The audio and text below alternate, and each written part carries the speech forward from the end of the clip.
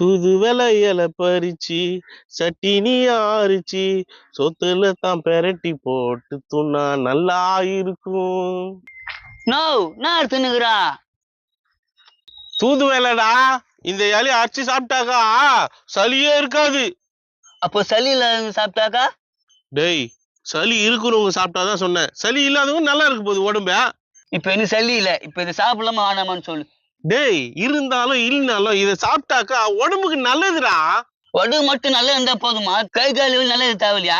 எல்லாம் நல்லா இருக்கும்டா. எப்பா இதை சாப்பிட்டா நீ சொல்றது எப்படி நம்புறது? நீ நம்பனா நம்பு, நம்ப கட்டிப்போ. இதே என்கிட்ட வந்து கேட்டுனுக்குற. நானும் ஒரு சந்தேகம் கேட்டு இப்படி மூஞ்சி வச்ச மாதிரி பேசுறா. நீ சந்தேகம் மேடா கேக்குற, சாவடிக்கிற மாதிரி கேள்வி கேக்குற. நீ போடா. நீங்க கத்துறது அந்த வெறியும் கேக்குறது. ஏன் இப்படி கத்துறீங்க? அட இவன் தான்ப்பா ரொம்ப தொலை குத்துனுக்குறான். தொல்லை குத்துனுக்குறானா? இதுனா செடியா இருக்கிறீங்க? தூதுவளை அத்துனுக்குறேன்ப்பா. தொண்டை கர கரன்னு இருக்குது.